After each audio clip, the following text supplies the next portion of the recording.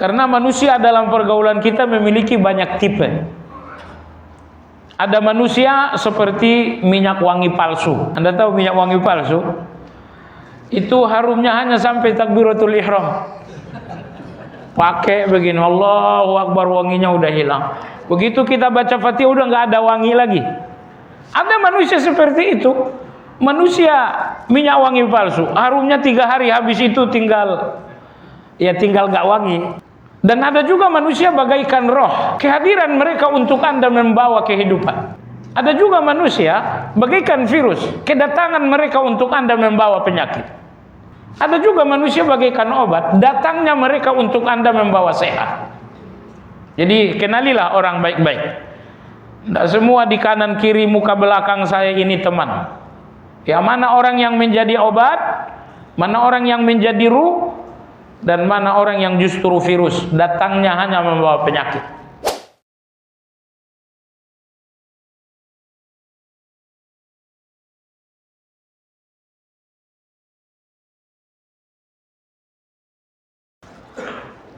Alhamdulillah,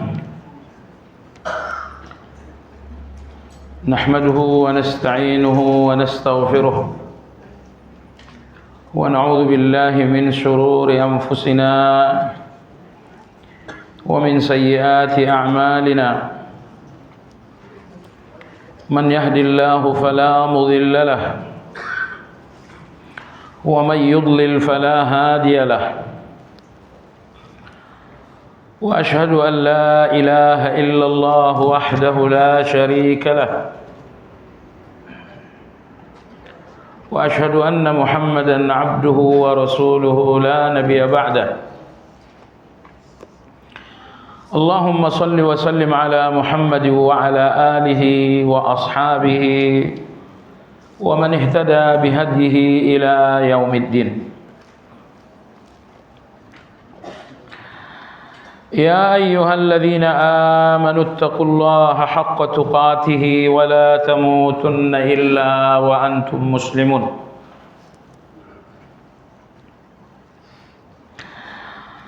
kaum muslimin wal muslimat rahimakumullah. Kajian Madarijus Salikin hari ini pada halaman 435 di buku. Dan insyaallah tadi malam Anda telah dapatkan ringkasan kajian hari ini insyaallah taala.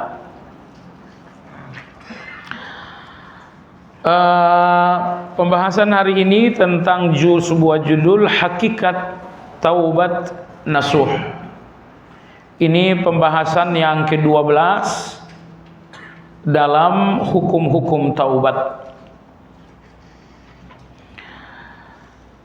Pada ayat ke-8 dalam surat At-Tahrim, Allah tidak sekedar memerintahkan taubat, tetapi Allah perintahkan taubat dengan satu kriteria, yaitu nasuh. Sehingga tujuan Allah di dalam taubat hamba-hamba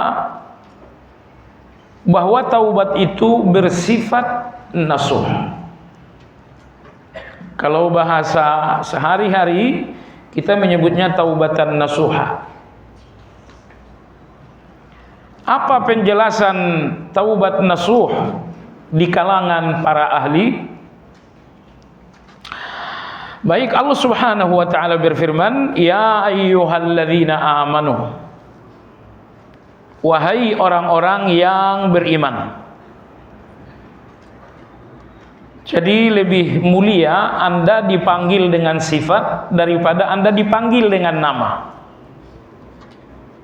Sekiranya Anda dipanggil wahai fulan, di situ tidak ada nilai sanjungan. Tapi ketika Anda dipanggil dengan sifat wahai orang yang beriman, di situ ada nilai sanjungan dan kemuliaan. Jadi seolah Allah ingin menyadarkan Anda tentang sifat dalam diri Anda, yaitu kemuliaan iman. Ya ayyuhalladzina amanu, wahai orang-orang yang telah beriman, tubu ilallah, kembalilah kalian kepada Allah. Asal arti dari taubat adalah kembali. Taubatlah kepada Allah artinya kembalilah kepada Allah. Apabila tadi kalian ada di jalan yang menjauhi Allah, maka tempuhlah jalan yang mendekatkan kalian kepada Allah. Tubu ilallahi taubatan nasuha. Taubatlah kepada Allah dengan taubat yang nasuh, taubat yang semurni-murninya. Hasil taubat nasuh ada dua. Anda dijauhkan dari keburukan dan Anda diberikan kebaikan. Asa rabbukum ayyukaffira ankum sayyiatikum. Mudah-mudahan Tuhan kalian akan menghapus kesalahan-kesalahan. Ini artinya dijauhkan dari keburukan. Wa yudkhilakum jannatin tajri min tahtihal anhar. Lalu kalian dimasukkan ke dalam surga-surga yang mengalir di bawahnya sungai-sungai. Ini namanya kebaikan. Jadi hasil dari taubatan nasuh ada dua. Kalian dijauhkan dari keburukan, asa rabbukum ayyukaffira ankum sayyiatikum.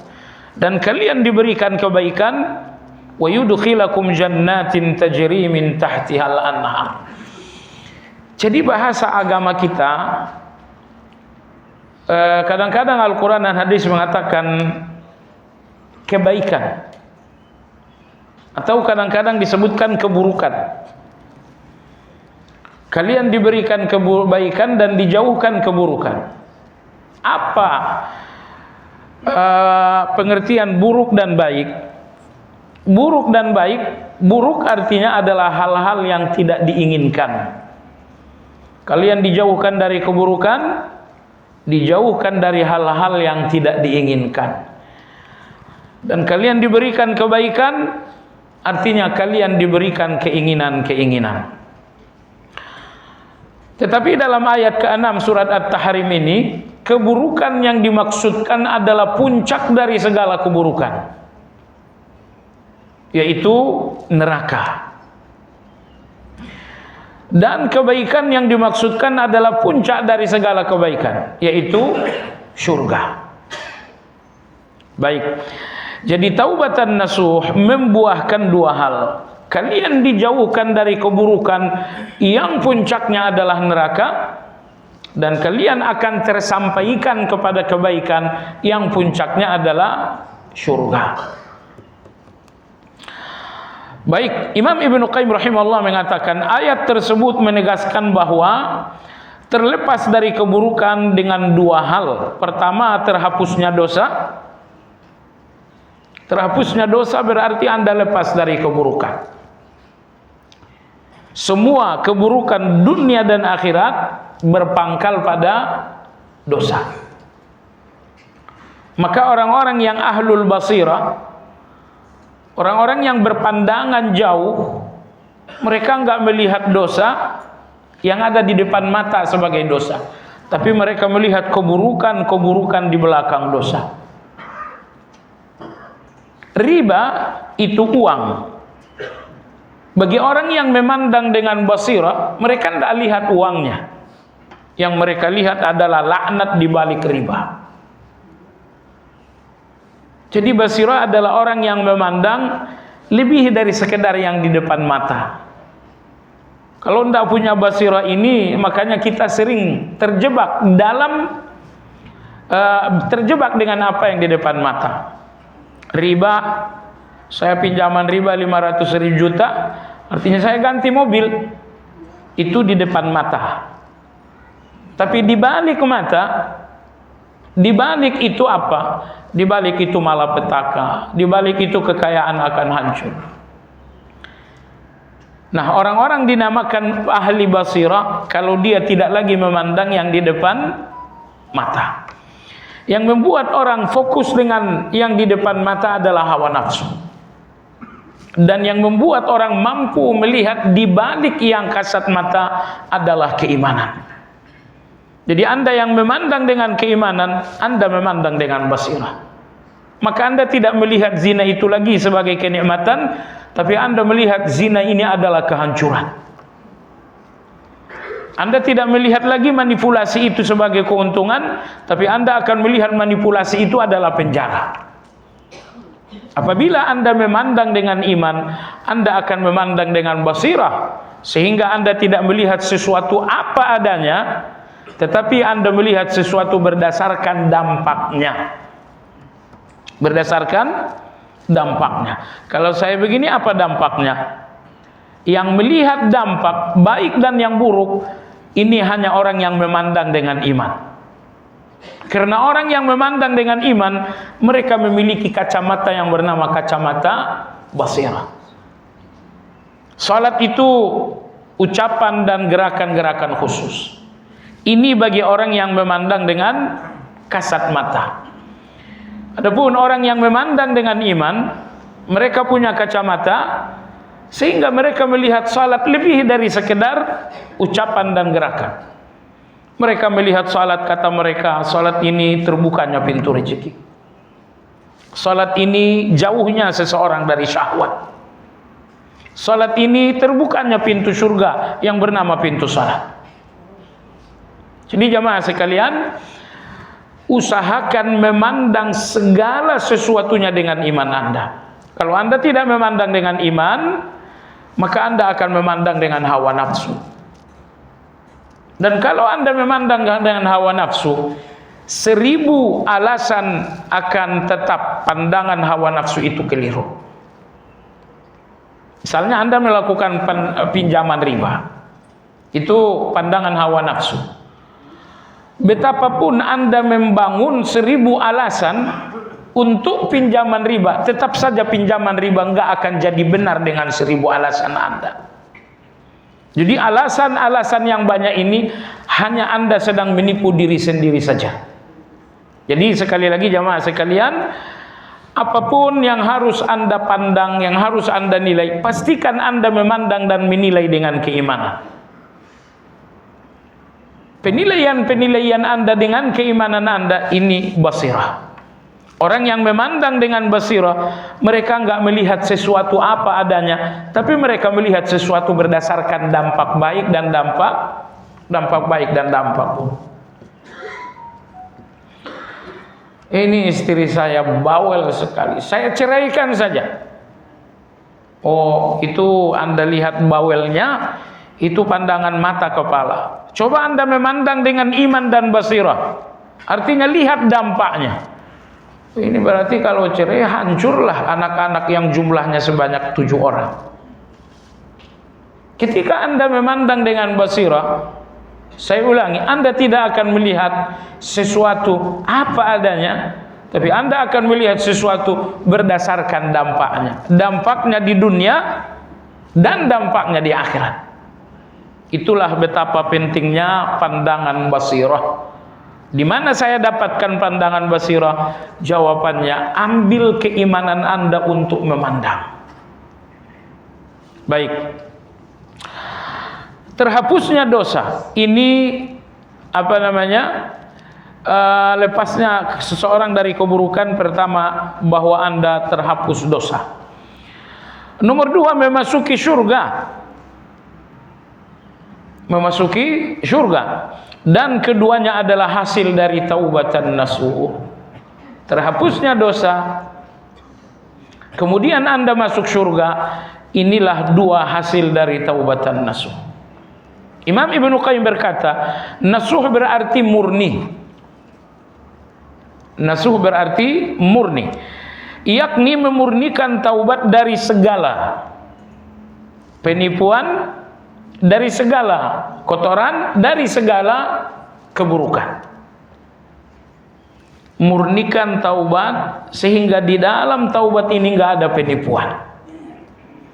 Kalau hari ini Anda taubat, besok balik lagi, ini penipuan. Kalau hari ini Anda taubat, tapi tujuan Anda untuk menghindari celaan manusia, ini taubat yang tercampuri dengan kotoran. Kotoran yang bernama pandangan manusia. Kotoran yang bernama riya. Ini saya taubat supaya dipuji orang. Ini taubat tercemar dengan kotoran yang bernama ujub. Maka taubat dinamakan nasuh, murni, kalau di dalam taubat itu tidak ada lagi penipuan. Penipuan di dalam taubat, hari ini taubat, bulan besok balik lagi. Ini penipuan namanya. Nomor 2, taubat dinamakan murni kalau di dalam tidak ada kotoran. Kotoran yang pertama adalah riya, bahwa Anda taubat untuk menghindari celaan manusia, bahwa Anda taubat untuk sum'ah supaya jadi populer, bahwa Anda taubat untuk mendapatkan pujian manusia. Kemudian taubat nasuh itu adalah menjalankannya di atas kesempurnaan dan kejujuran. Jadi tegakkanlah taubat itu di atas kesempurnaan dan di atas kejujuran.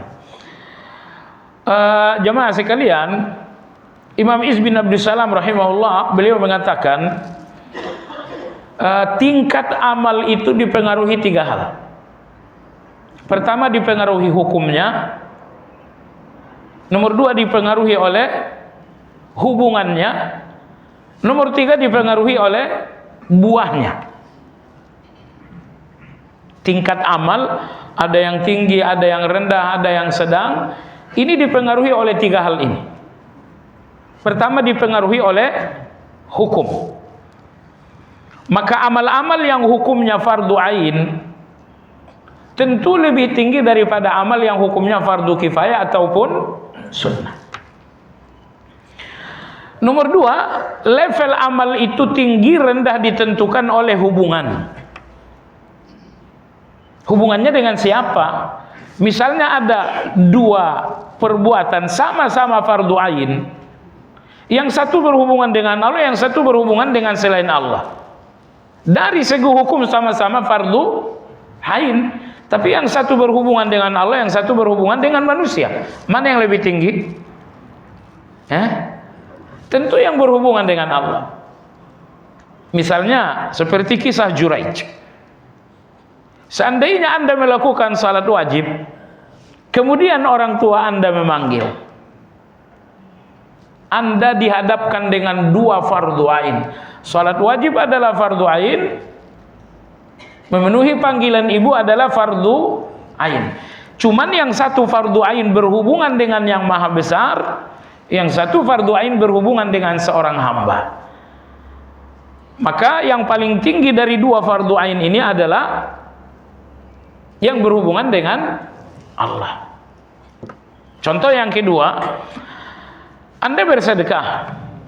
Yang satu sedekah dengan tetangga, yang satu sedekah dengan orang Amerika. Sedekah Anda terhadap orang Amerika sunnah hukumnya. Sedekah Anda kepada tetangga sunnah juga hukumnya. Sama-sama sunnah, tapi mana yang lebih tinggi? Kenapa? Karena hubungannya. Jadi ini nomor 2. Jadi levelisasi amal yang kedua, tinggi dan rendah, disebabkan karena hubungannya dengan siapa. Anda bersedekah kepada saya, hukumnya sunnah. Dan Anda bersedekah kepada abang adik Anda, sunnah juga. Sama-sama sunnah, tapi mana yang lebih tinggi? Jawabannya, sedekah kepada abang adik tentu lebih tinggi, karena di samping sedekah ada nilai silaturahmi. Baik, ini nomor 2. Jadi tingkatan amal tinggi rendahnya nomor 2 ditentukan oleh hubungan. Hubungannya dengan siapa? Lalu nomor 3, jemaah sekalian, tinggi rendahnya satu amal ditentukan oleh buahnya. Ditentukan oleh buahnya. Contoh, Nabi bersabda, zikir la ilaha illallah lebih berat daripada langit dan isinya, bumi dan isinya. Tetapi zikir subhanallah wa bihamdi lebih berat daripada gunung Uhud. Jadi Gunung Uhud itu 7 kilometer panjang, lebarnya 2 kilometer, tingginya 1000,77 meter. Subhanallah wa bihamdi, lebih berat daripada Gunung Uhud. Tetapi la ilaha illallah lebih berat daripada dunia dan isinya, tambah lagi langit dan isinya. Kalau begitu la ilaha illallah, subhanallah wa bihamdi, sama-sama sunnah, mana yang lebih tinggi? Kenapa? Buahnya.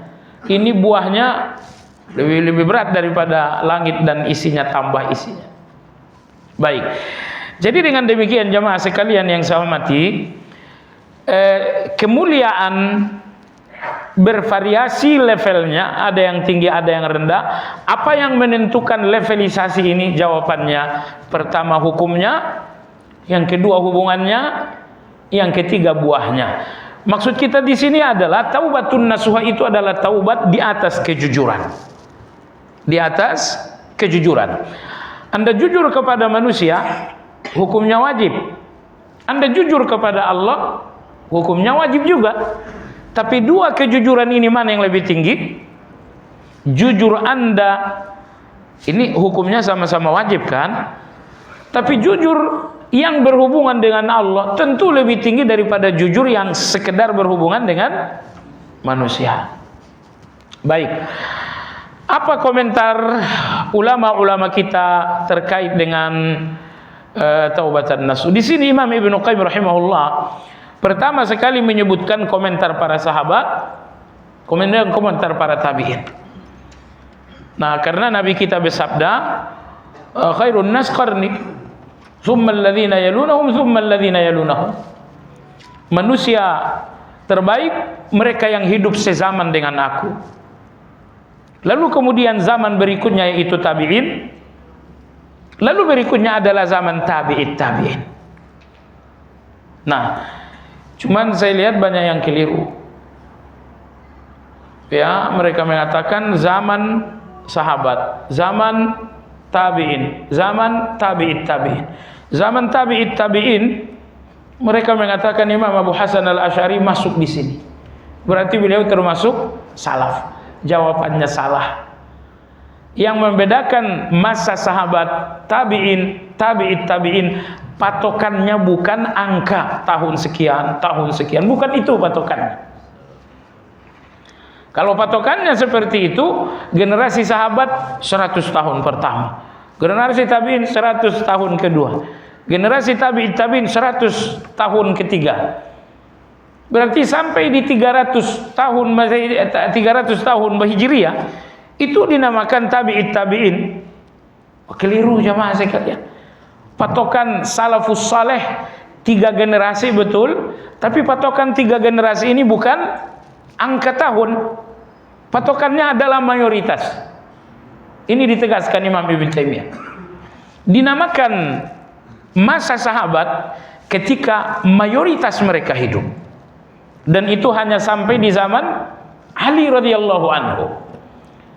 Setelah Ali radhiyallahu anhu meninggal dunia, sahabat masih ada tapi minoritas, paling 10, paling 20. Maka kalau yang tersisa hanya minoritas sahabat, ini tidak lagi dinamakan masa sahabat. Ini sudah dinamakan masa tabi'in, karena yang hidup saat itu adalah mayoritas tabi'in. Dan mayoritas tabi'in ini hidup hanya sampai di zaman Abdullah bin Zubair, ketika beliau menjadi gubernur Mekah. Selesainya kepemimpinan Abdullah bin Zubair, mayoritas tabi'in sudah tidak ada lagi. Yang tersisa hanya 1, 2, 3, mungkin 7.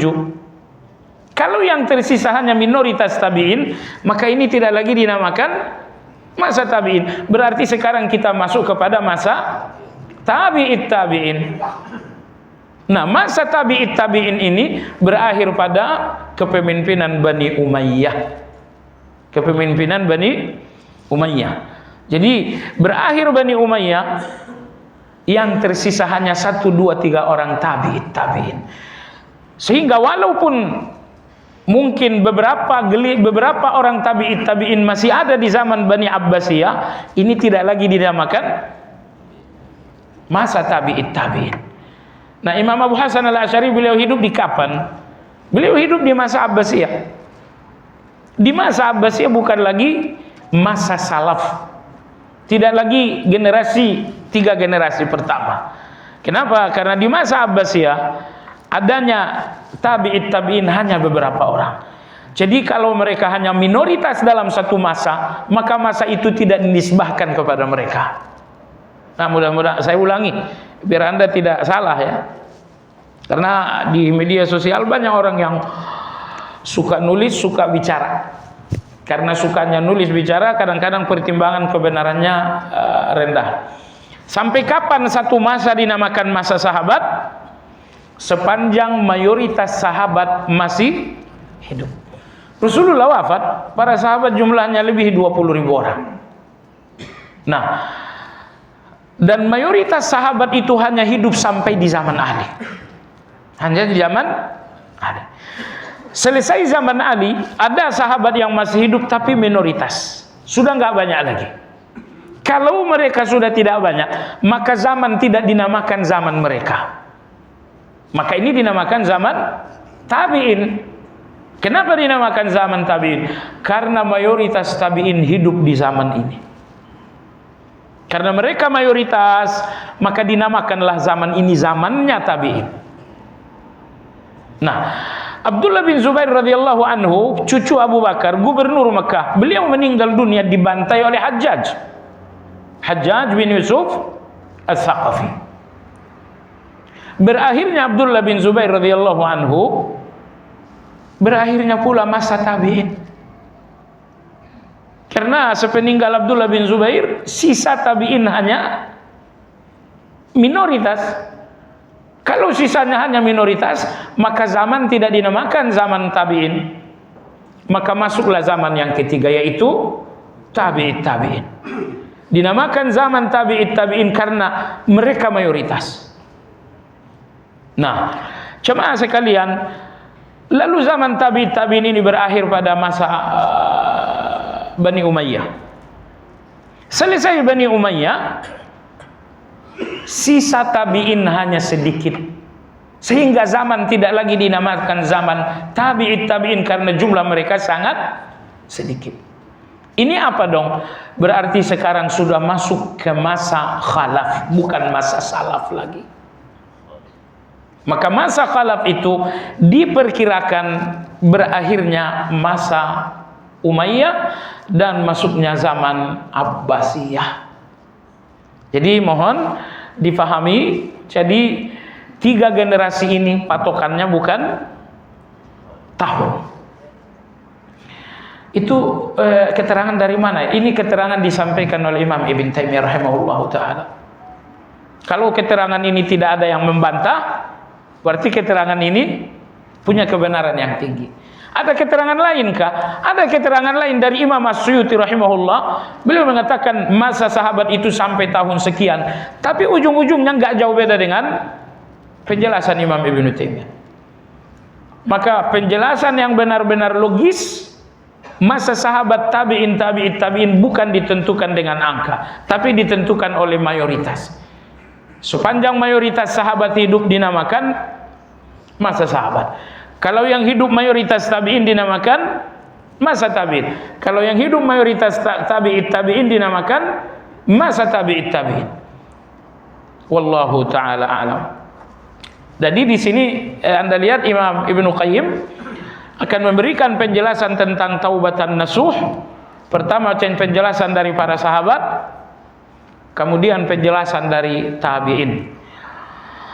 Baik, kata Imam Ibnu Qayyim, Umar bin Khattab, begitupun dengan Ubay bin Ka'ab radhiyallahu anhuma, keduanya berkata, taubatan nasuh berarti tidak kembali lagi pada dosa, seperti air susu yang tidak kembali lagi pada putingnya.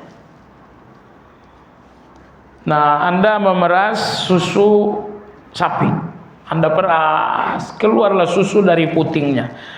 Mungkinkah air susu yang diperas ini masuk lagi ke dalam putingnya? Gak mungkin. Kata Umar bin Khattab, itulah taubatan nasuh.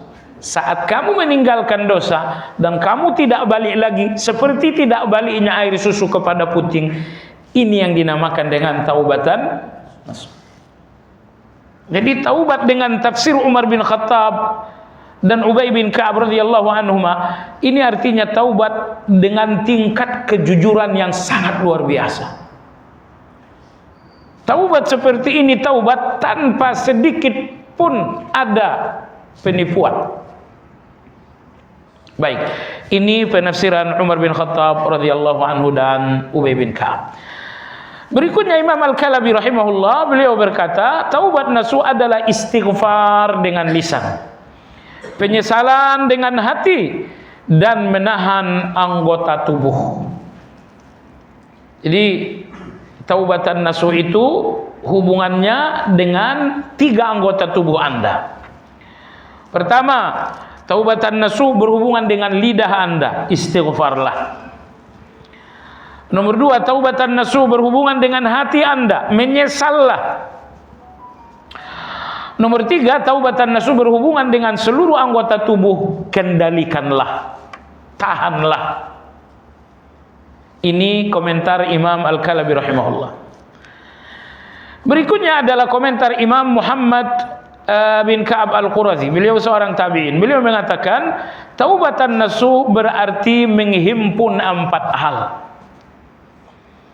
Jadi kalau taubat Anda ini taubat nasuh, berarti di dalam taubat Anda mesti ada 4 unsur. Yang pertama adalah istighfar dengan lisan. Astaghfirullah, astaghfirullah.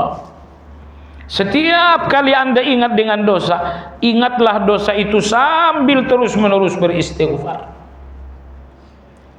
Makanya Allah berikan Anda ingat dosa, ingat zalim, agar setiap kali Anda mengingat, itu menjadi gerbang untuk lisan ini mengucapkan astaghfirullah, astaghfirullah. Baik jamaah sekalian, yang kedua adalah meninggalkan dosa secara fisik. Tinggalkan dosanya, jangan lagi disentuh-sentuh. Unsur yang ketiga, bertekad meninggalkannya dengan hati. Kokohkan di dalam hati sebuah tekad bahwa dosa ini enggak terulang lagi sampai saya mati.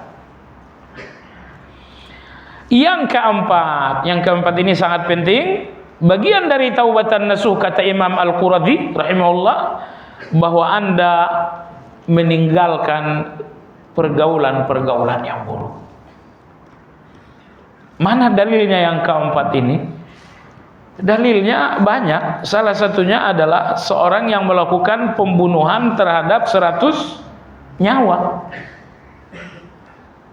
Pada akhirnya laki-laki ini mendapatkan nasihat taubat dari seorang ulama. Ulama mengatakan, kamu kalau mau bertaubat, hijrahlah ke negeri yang dihuni oleh orang-orang baik.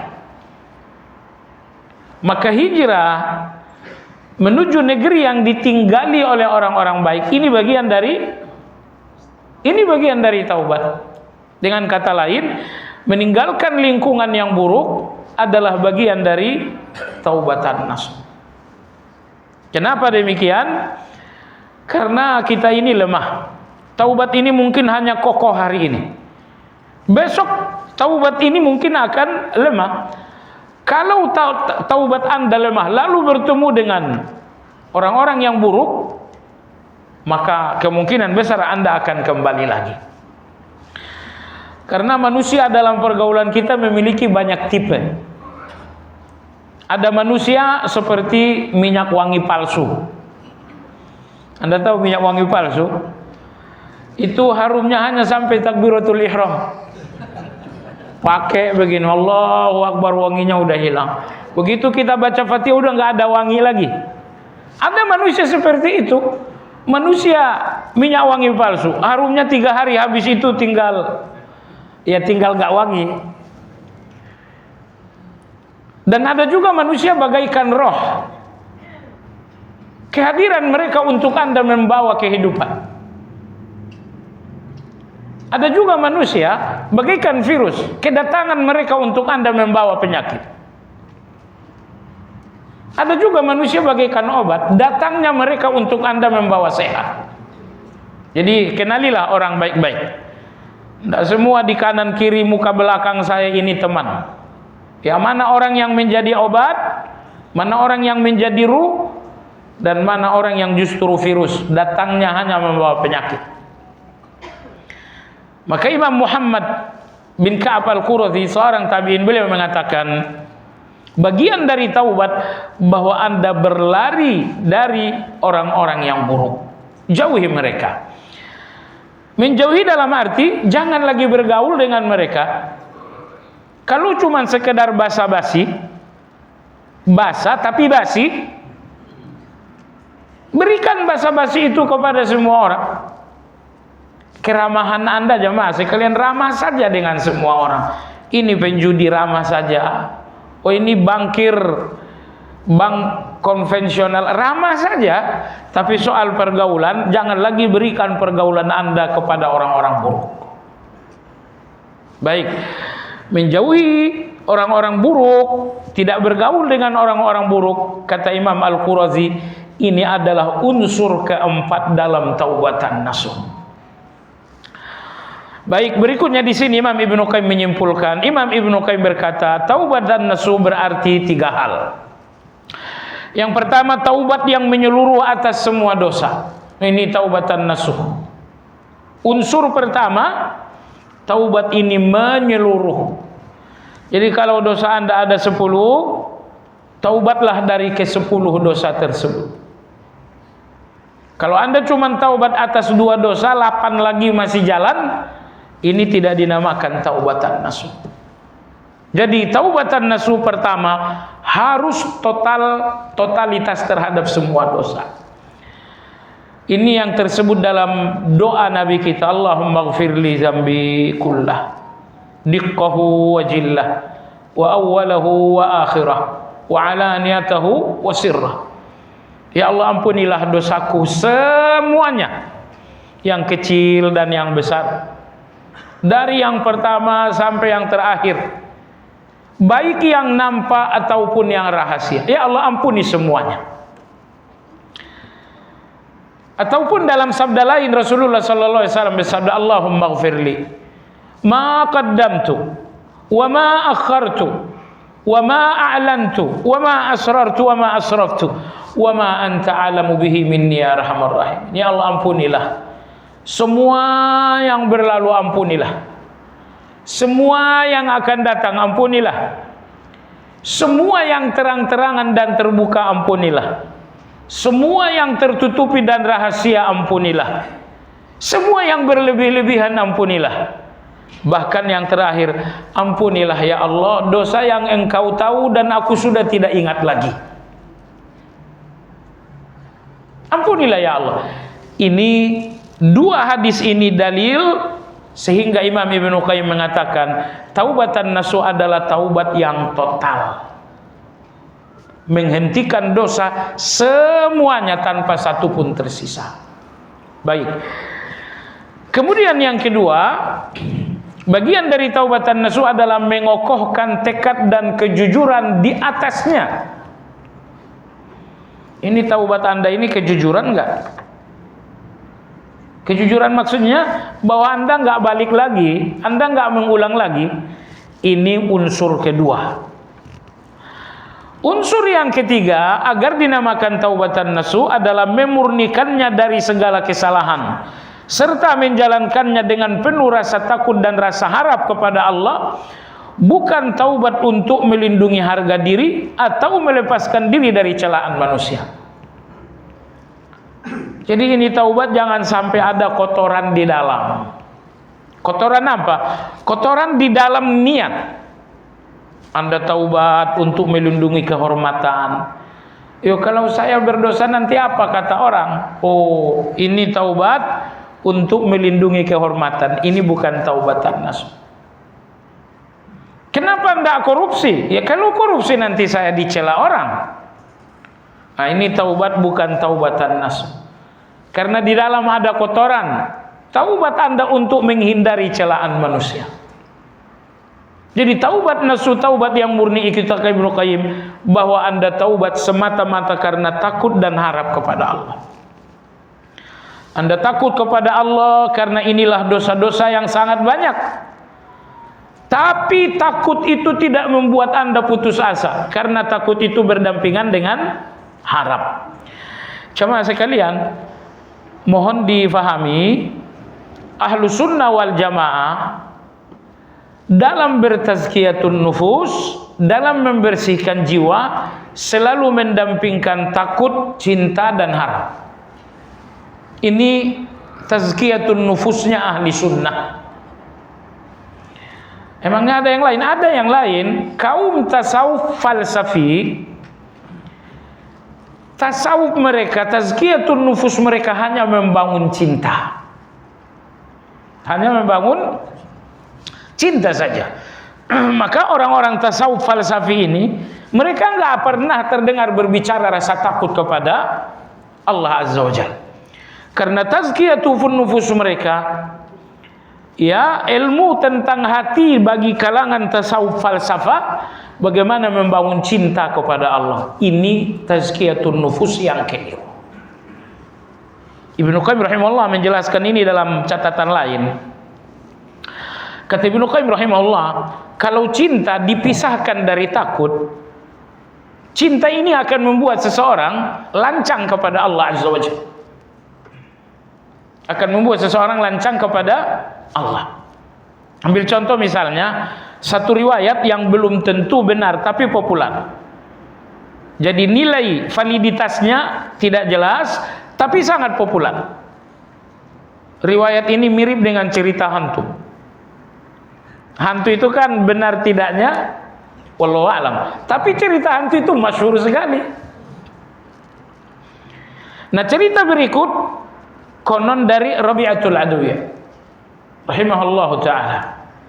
Beliau mengatakan, ya Allah, kalau aku menyembahmu karena neraka, karena takut neraka, panggang aku dengan neraka itu. Kalau aku menyembahmu karena ingin surga, jauhkan aku sejauh-jauhnya dari surga. Aku nggak mau surgamu. Tapi kalau aku menyembahmu karena engkau, jangan sampai engkau berpaling dariku. Nah, ini ucapan ini kan lancang. Lancang terhadap hukuman Allah, lancang terhadap janji Allah, dan lancang kepada Allah. Kalau aku menyembahmu karena neraka, panggang aku dengan neraka itu. Oh, ini lancang dengan hukuman Allah. Ya Allah, kalau aku menyembahmu karena ingin surgamu, jauhkan saja surga itu. Ini lancang terhadap janji Allah. Aku menyembahmu karena engkau, maka jangan kau berpaling dariku. Ini lancang kepada Allah Azza wa Jalla. Nah, kenapa ucapan lancang ini muncul? Jawabannya, inilah cinta yang telah dipisah dari rasa takut. Kalau cinta dipisahkan dari rasa takut, maka cinta ini akan menghasilkan kelancangan-kelancangan. Ucapan seperti ini, ucapan yang sangat mengerikan seperti ini, sangat banyak sekali dari orang-orang tasawuf falsafi. Mereka tidak bertasawuf menggunakan dalil, tapi menggunakan falsafah. Maka diriwayatkan sekali lagi, Yazid Al-Bustami mengatakan, nanti pada hari kiamat, saya ingin membuat kemah di pintu neraka, agar saya ludahi neraka itu biar padam. Ini benar atau tidak wallahu alam, tapi ini populer bahwa beliau mengatakan demikian. Ya, kita sih tidak mengatakan 100%, populer saja. Seandainya ini benar, sekali lagi, inilah kebiasaan orang-orang yang bertasawuf dengan falsafah. Ibnu Taimiyah rahimahullah dalam kitab Iqtida' Shiratal Mustaqim, beliau mengatakan ini tasawuf falsafi. Baik, maka tadi saya jelaskan jamaah sekalian, tazkiyatun nufus bagi ahli sunnah menggabungkan harap, takut, dan cinta. Tiga hal ini kalau sampai dipisahkan, akan robohlah bangunan tazkiyatun nufus. Cinta tanpa takut, Tadi saya sudah bilang, ini akan menghasilkan kelancangan-kelancangan kepada Allah. Ya Allah, duhai Engkau indah dengan kerudungmu yang berwarna hijau. Itu saya baca pernah, saya baca 20 tahun lalu, saya membaca buku judulnya Bualan-Bualan Kaum Tasawuf. Lengkap dengan referensi yang valid. Ya Allah, betapa aku mencintaimu. Engkau yang terbalut dengan hijabmu yang berwarna hijau. Ini membayangkan Allah itu seperti cewek beneran. Mungkin Anda bisa temukan bukunya, judulnya Bualan-Bualan Kaum Sufi. Imam Ibnul Jauzi, bukan Ibnu Qayyim. Imam Ibnul Jauzi punya catatan ini sangat panjang dalam buku beliau Akhbarul Humaqa. Akhbarul Humaqa, berita orang-orang bodoh. Oh, itu judulnya saja menohok.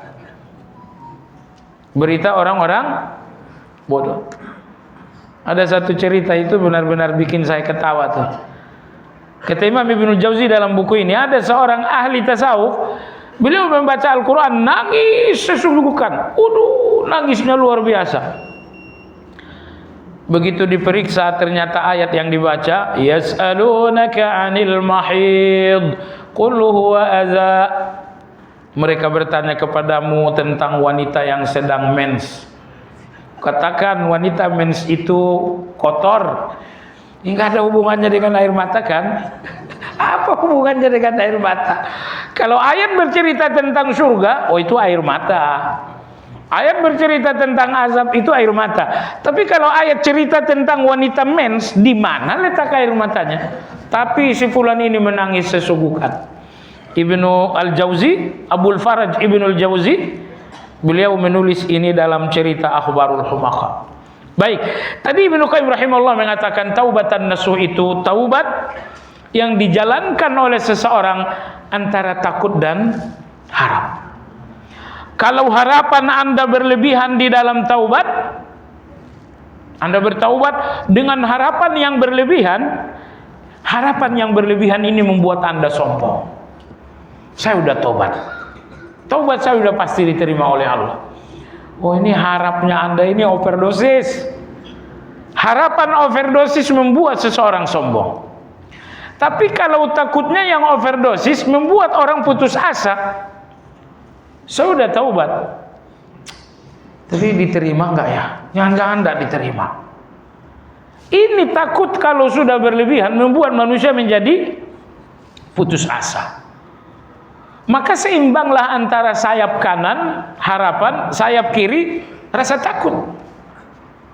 Maka Ibnu Qayyim mengatakan taubat itu Anda sangat berharap diterima oleh Allah, tapi Anda pun sangat takut kalau ditolak oleh Allah Azza wa Jalla. Di mana pasalnya saya takut? Ya karena tekad kita untuk menjauhinya turun pasang surut. Saya nggak akan balik 2 hari aja. Masuk ke hari ketiga balik nggak ya? Jadi karena tekad dalam hati ini sangat pasang surut, ini yang membuat kita curiga jangan-jangan taubat ini ditolak oleh Allah Azza wa Jalla. Jadi dalam segala ibadah jamaah sekalian, dalam segala ibadah seimbangkan antara takut dan harap. Satu lagi cinta. Bahwa Anda sholat berharap diterima oleh Allah, tapi takut kalau sampai-sampai ditolak oleh Allah. Takut, ya sholat saya ini kan banyak salahnya, banyak kekurangannya. Tapi Allah Subhanahu wa taala Maha baik. Jadi seimbang takut dan harap. Penempatannya beda. Harap itu kalau Anda melihat Allah itu harapan. Tapi kalau Anda melihat diri Anda adalah rasa takut. Salat, kalau Anda melihat salat ini hubungannya dengan diri Anda, itu rasa takut. Kenapa? Di dalam salat ini ada keterbatasan, ada kekurangan, kelalaian. Maka salat dalam hubungannya dengan Anda kelalaian, hubungannya dengan Anda tidak paham, hubungannya dengan Anda melamun. Nah maka salat hubungannya dengan saya adalah rasa takut, jangan-jangan tak diterima. Tapi salat ini ketika dihubungkan dengan Allah, Allah Maha Penyayang, Allah Maha Pengampun. Muncul harapan. Nah, jadi takut dan harap di setiap ibadah termasuk taubat. Cara penempatannya sekali lagi, kalau Anda melihat diri Anda adalah rasa takut. Karena diri Anda yang jauh dari kata sempurna, diri Anda yang penuh dengan kekurangan, sehingga melihat diri Anda dalam satu ketaatan adalah rasa takut. Tapi ketika Anda melihat Allah yang Maha Penyayang, muncul harapan, muncul optimisme. Begitupun ketika Anda berdoa, ya Allah, ya Allah, ya Allah. Gunakan takut dan harap. Apapun doa Anda, takutlah. Karena Anda tidak sesempurna yang Allah inginkan dalam berdoa. Tapi walau demikian, jangan berlebihan dalam takut. Ingat pula bahwa Allah yang Maha mendengar doa Anda, Dia Maha baik, Dia Maha mendengar, Dia Maha lembut. Nah, jadi bangunan tazkiyatun nufus ditegakkan dengan 3 pilar. Cintalah kepada Allah, itu yang mendorong Anda beribadah. Selesai beribadah, lalu muncul takut, muncul harap. Jadi ibadah berpangkal dari cinta, berujung pada takut dan harap. Ibadah berpangkal dari cinta, berujung pada takut dan harap. Kalau ibadah Anda memenuhi 3 pilar ini ibadah di atas bangunan tazkiyatun nufus yang sangat bagus. Baik, Imam Ibnu Qayyim mengatakan yang pertama berhubungan dengan dosa, yaitu taubat yang menyeluruh, ini hubungannya dengan dosa.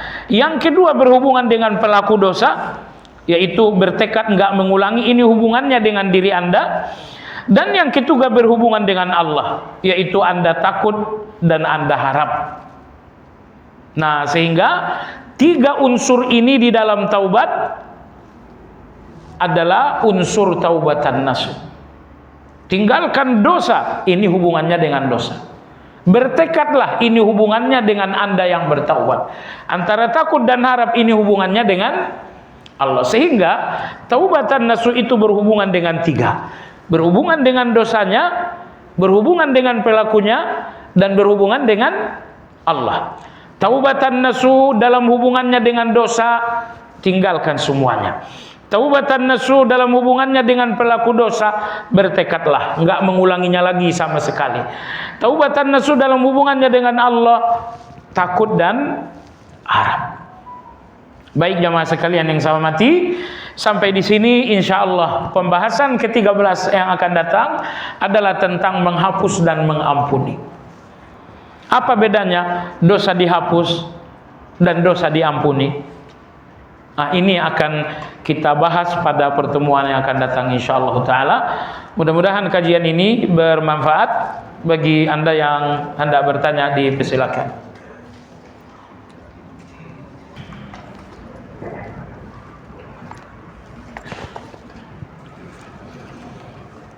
Sejauh mana kegembiraan Allah Subhanahu wa taala terhadap hamba yang bertaubat? Mengapa Allah demikian besar rasa kegembiraannya terhadap hambanya?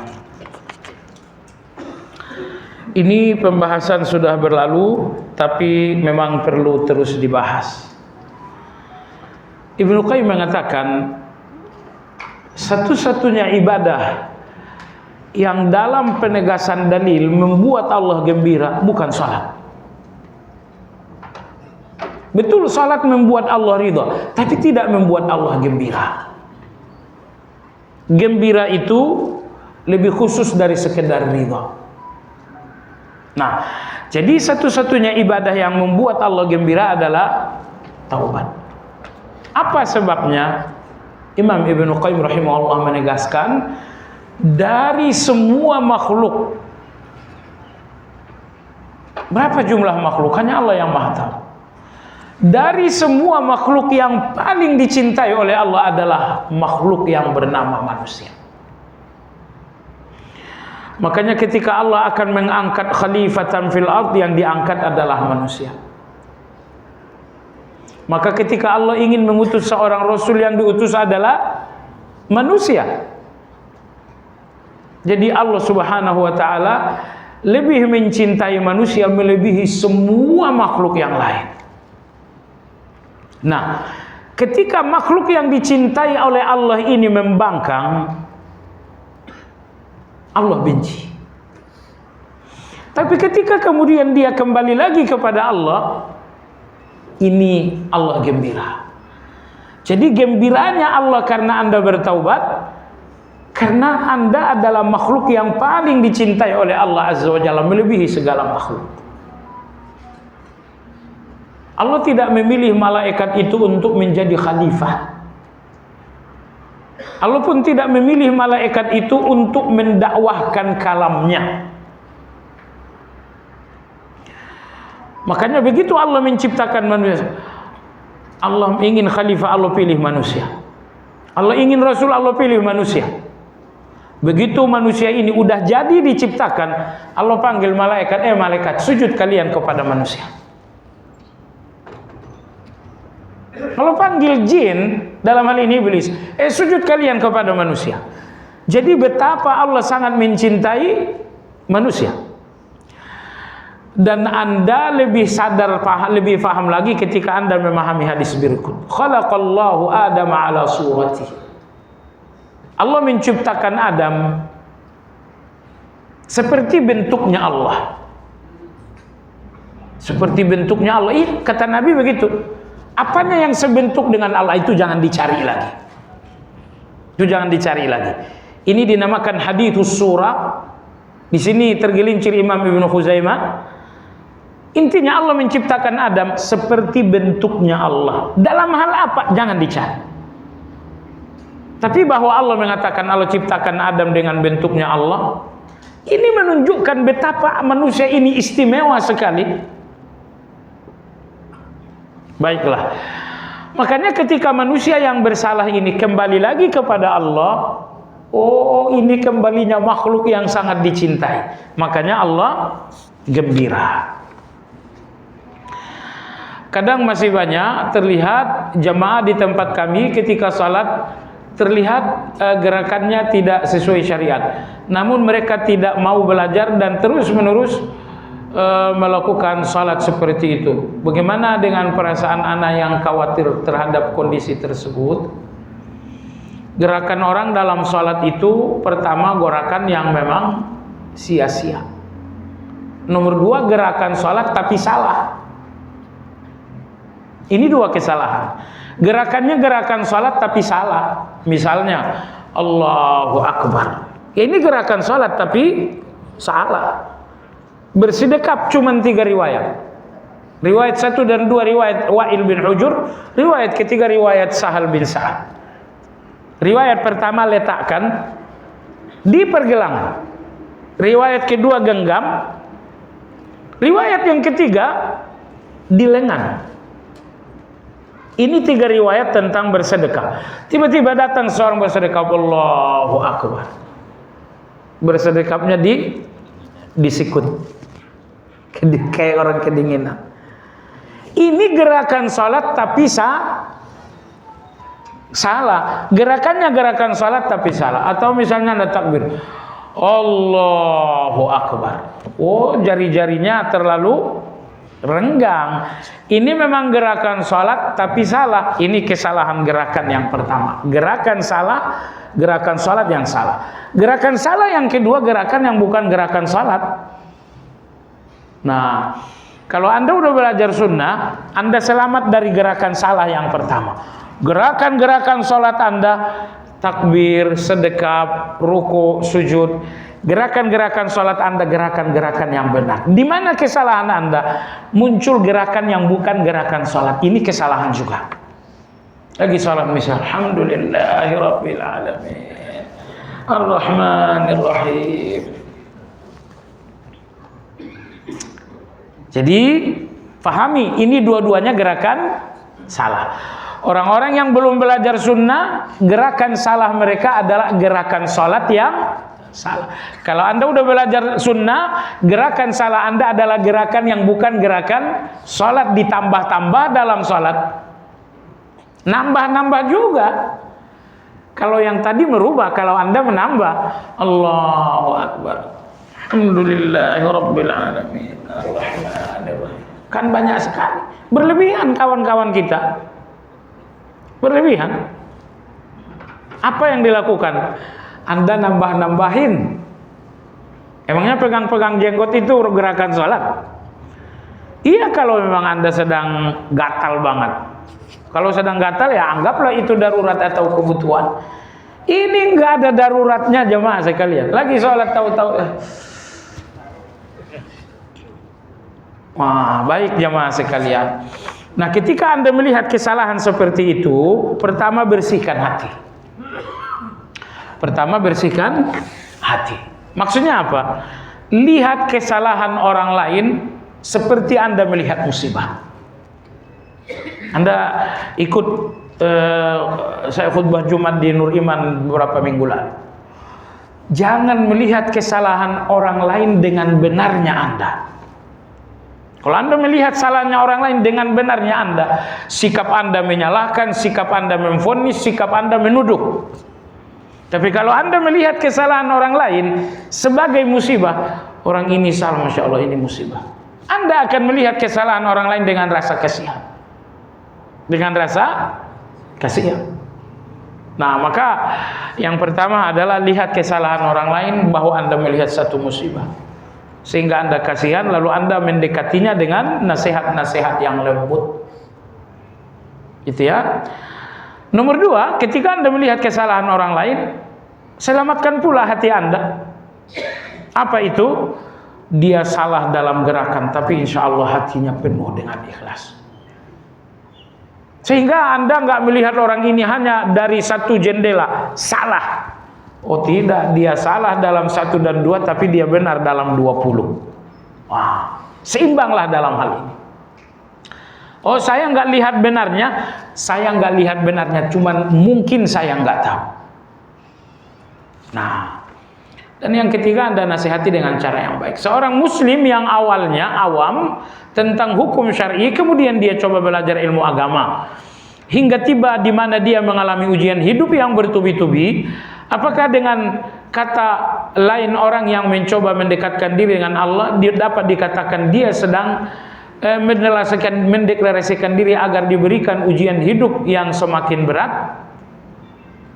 Jadi, apakah dengan kata lain orang yang mencoba mendekatkan diri dengan Allah dapat dikatakan dia sedang mendeklarasikan diri agar diberikan ujian? Enggak. Itu bukan deklarasi, ya Allah aku telah berubah, aku udah siap dengan ujian. Enggak. Itu memang satu keniscayaan. Setiap orang yang dekat dengan Allah itu, maka Imam Ibnu Qayyim mengatakan ujian itu 3 macam. Ujian Allah itu ada 3 macam. Yang pertama al-istifa, yang kedua adalah al-kafarah, dan yang ketiga adalah azab. Itu ujian.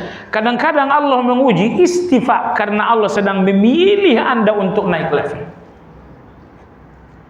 Nah, nomor 2, kadang-kadang Allah menguji untuk menghapus dosa. Nomor 3, kadang-kadang Allah menguji semata-mata hukuman.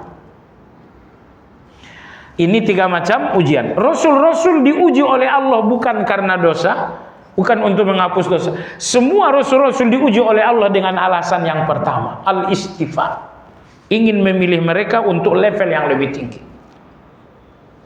Nah, tapi kalau Anda dan saya diuji oleh Allah, kemungkinan besar nomor 2. Ini dosa memang udah banyak banget. Istighfar udah nggak cukup menghapus dosa. Sehingga perlu ada hukuman, perlu ada ujian-ujian agar dosa ini benar-benar bersih.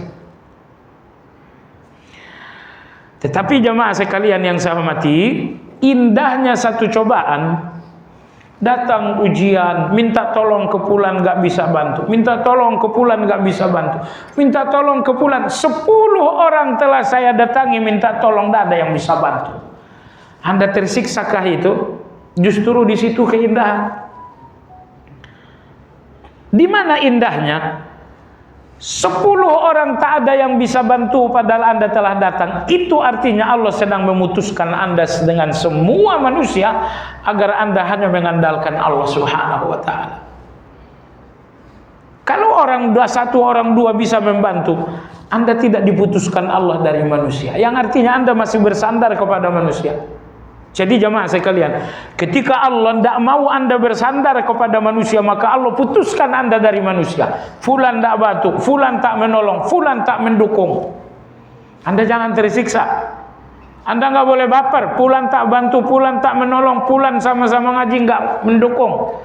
Ketika Allah melepaskan Anda dari manusia, itu karena Allah ingin agar Anda hanya bersandar kepada Allah Azza wa Jalla.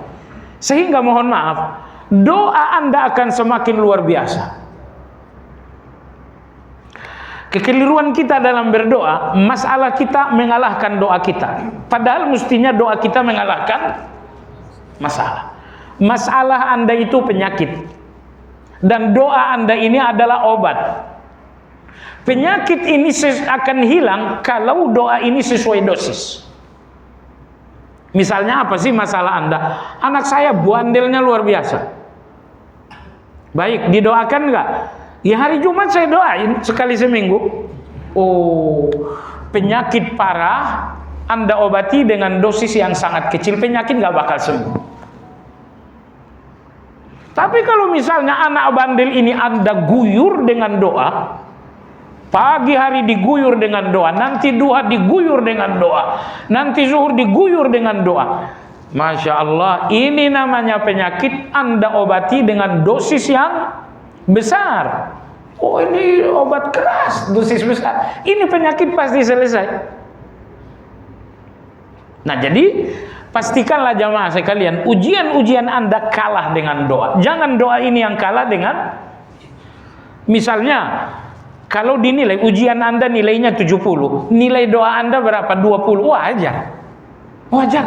Penyakit tidak sembuh, dosis terlalu kecil. Tapi kalau misalnya nilai ujian Anda 70 dan nilai doa Anda 100%, oh, cuma 3 hari ujian ini bakal lenyap. Ujian ini selesai dalam 3 hari. Nah, tapi kan Allah tidak mungkin mengajari Anda seperti ini. Sini kau saya ajarin, dengarkan. Enggak. Allah membuat Anda belajar sendiri karena Allah itu maha bijaksana. Kamu udah doa 3 tahun belum selesai masalah? Belum. Belajarlah dengan dirimu. Allah udah katakan doamu adalah solusi. Kalau doamu tak solusi, berarti doamu ini ada masalah. Belajarlah. Nah, baik jamaah sekalian. Jika kemudian orang itu jadi kendor dalam beragama, hanya mengerjakan yang wajib saja karena dia mulai galau, jika terlalu kuat beragama malah justru memancing banyak ujian hidup. Ya haula wala quwata illa billah.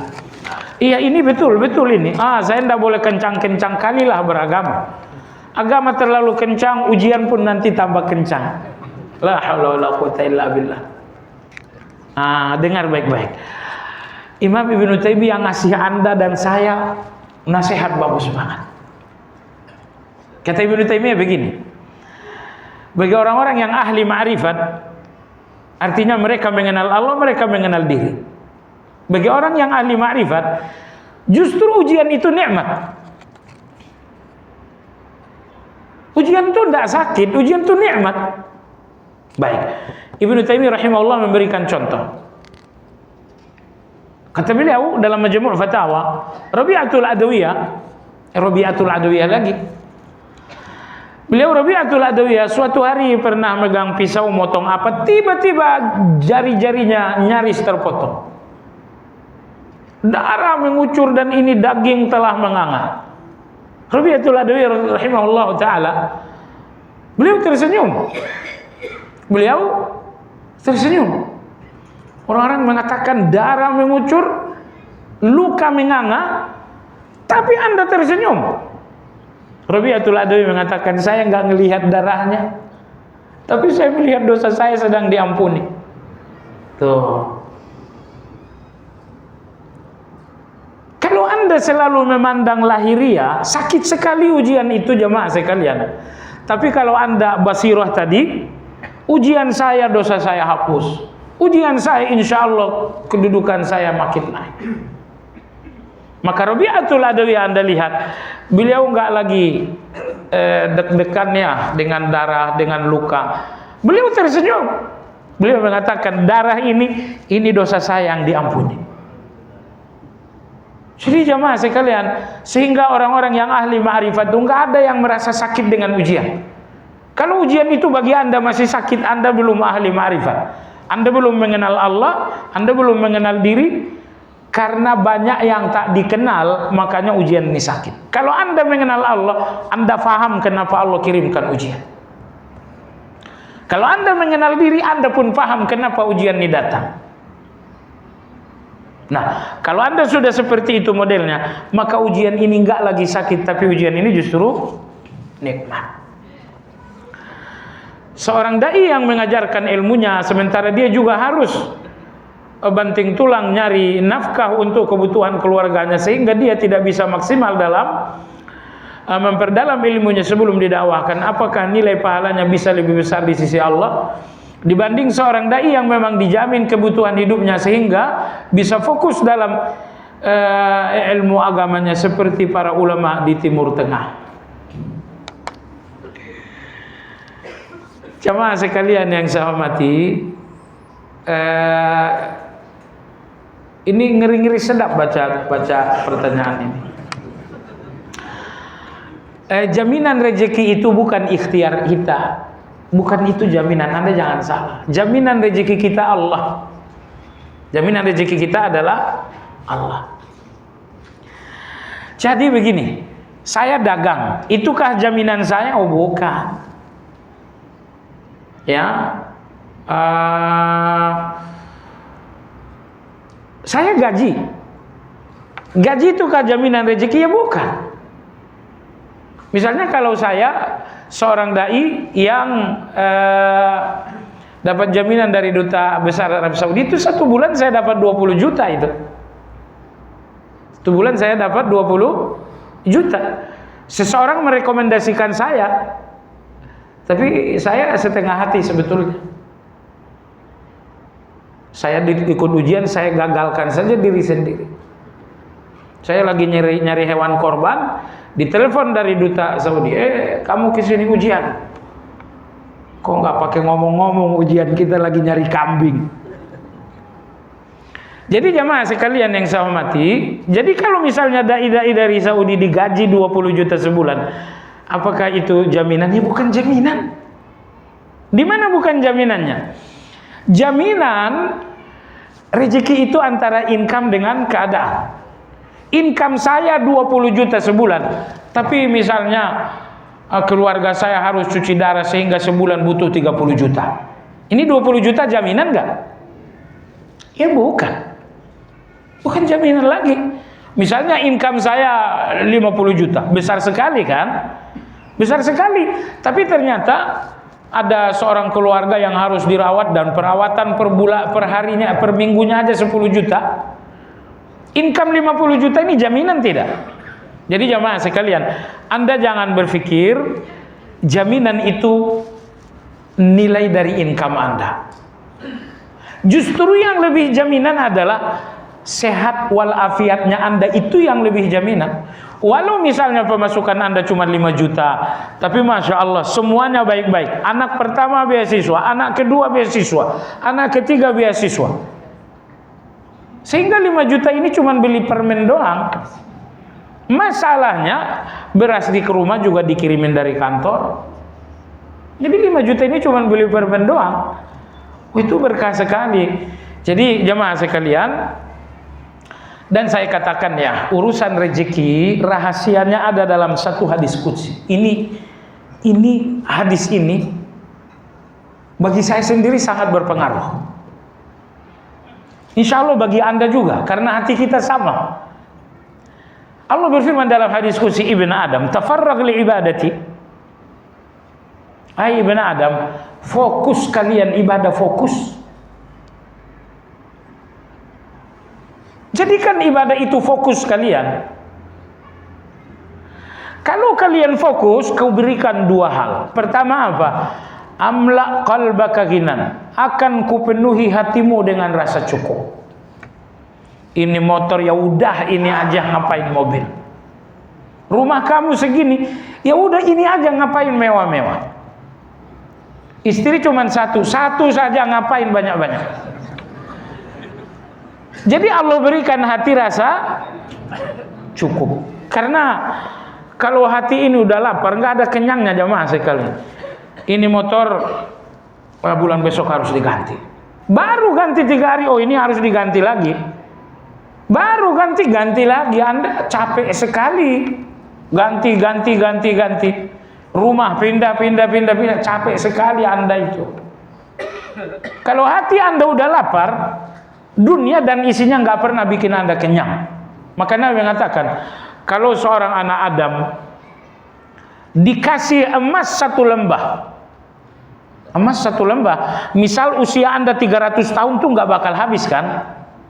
Anda dikasih oleh Allah emas. Ini emas 1 lembah ini. 1 lembah 5.000 hektar. Ini buat kamu.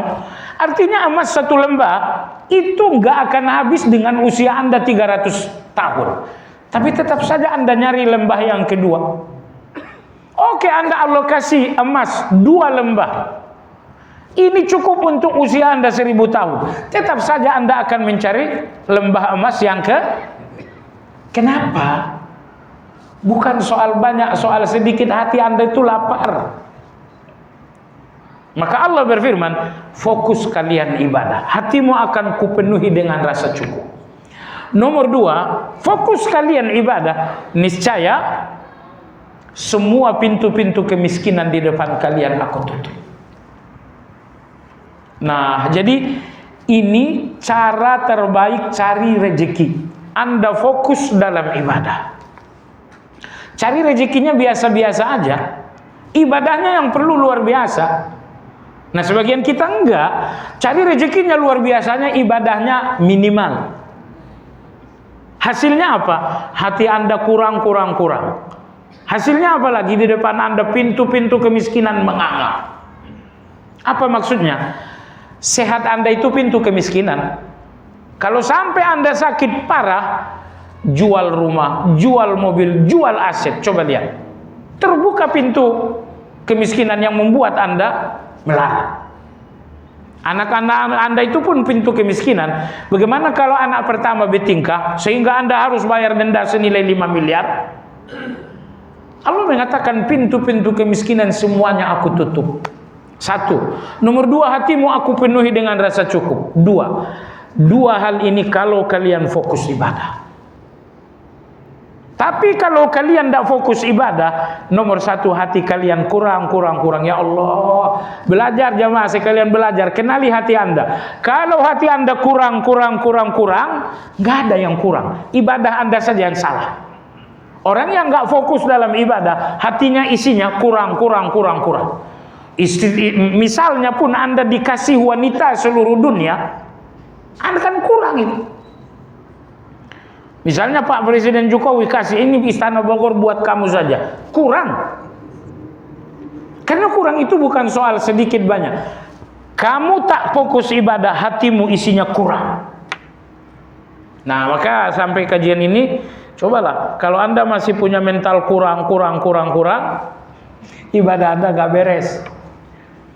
Makanya ingat konsepnya. Ibadah maksimal, kerja biasa-biasa saja. Jangan dibalik. Ibadahnya biasa-biasa, kerjanya luar biasa. Salah pasang itu.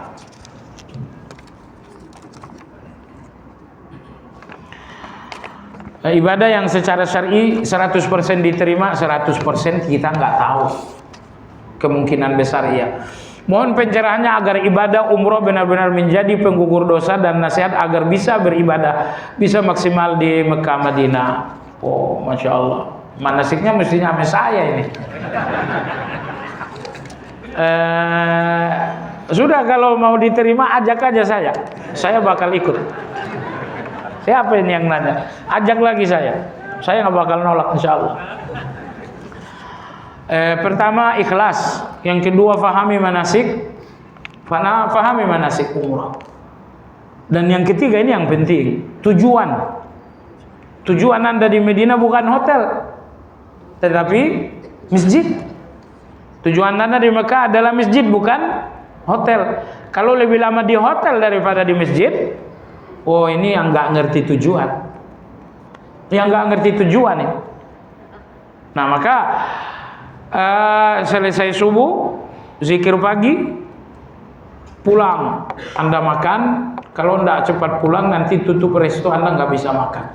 Setelah makan Anda istirahat sampai jam 10, tidurlah sampai jam 10. Jam 10 Anda ke masjid sampai zuhur. Selesai zuhur Anda makan lagi. Setelah makan istirahat sebentar. Dari asar, maghrib, isya di masjid. Segitu saja udah cukup insyaallah taala. Habis isya kan kalau nggak buru-buru pulang nanti nggak dapat makanan juga.